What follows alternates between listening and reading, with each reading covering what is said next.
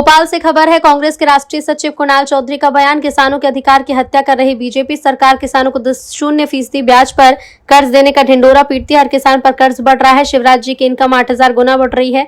शिवराज जी के परिवार सीधे जुड़े लोगों की इनकम बढ़ी, किसान की आय लगातार घट रही है। किसानों के जले पर नमक छिड़कने का काम बीजेपी करती है। उन्होंने कहा कि एक बड़ी साजिश की जा रही, जिसके तहत अब तक का गेहूं नहीं खरीदा जा रहा। गेहूं खरीदी केंद्र पर बारदानों की व्यवस्था तक नहीं है। गेहूं खरीदी की 1 अप्रैल तारीख को भी आगे बढ़ाया जाएगा, जिससे सस्ते दामों में किसानों को गेहूं बेचना पड़ सकता है। बड़े उद्योगपतियों की दलाली कर रहे शिवराज सिंह चौहान सरकार किसानों का गेहूं 27 रुपए प्रति क्विंटल खरीदने की बात करती है। मंडियों में आज किसानों का 1800 रुपए क्विंटल गेहूं बिक रहा है। सरकार पहले किसानों से गेहूं खरीदी करे, फिर किसानों से ऋण वसूली करे। सरकार गेहूं खरीदी न करते हुए बिजली की वसूली कर रही है। सरकार किसानों से वसूली का काम कर रही है। सरकार थाने, राजस्व, एमपीवी की वसूली कर रही है। किसान का ये हालत है मध्य प्रदेश के कि किसान प्रताड़ित और परेशान है। आज इसी मुद्दे को लेके आपके बीच में आना हुआ था कि सरकार गेहूं की खरीदी की जगह वसूली शुरू कर दी।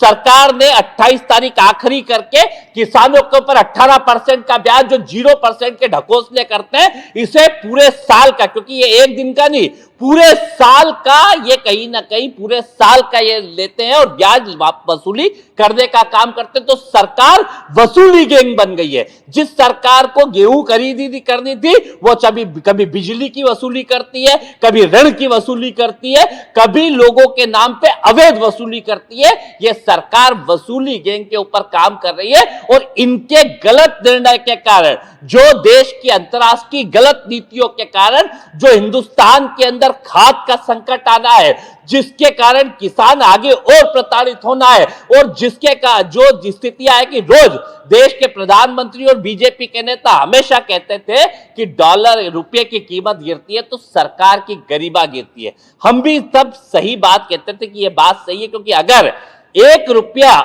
कीमत बढ़ती है डॉलर के मुकाबले हमारी, अगर 90 से 91 पहुंचती है, तो लगभग 72,000 करोड़ का नुकसान बिगर कुछ लिए, बिगर कुछ दिए हिंदुस्तान को होता है। तो इसकी जवाबदेही किसकी है कि जो 60 रुपए के ऊपर, 55-58 रुपए के ऊपर डॉलर हुआ करता था, वो आज 94 पहुंच गया। और बड़ा सवाल इसके अंदर है कि सरकार कर क्या रही है। पेट्रोल डीजल जो ईरान से 7 दिन के रास्ते पे आ जाता था, उसे 70 दिन के रास्ते पे खरीद रही है, जिसके अंदर ट्रांसपोर्ट और बीमा फ्री होता था, जिससे किसानों को सस्ता मिलता था, और वो खत्म करके कहीं ना कहीं अमेरिका की रिफाइनरी से महंगा तेल खरीद रही है। और रिफाइनरी लगा कौन रहा है? यहाँ के हिंदुस्तान के टैक्स पेयरों का पैसा इकट्ठा करके यहाँ की अंबानी सरकार वहां पे रिफाइनरी लगा रही है।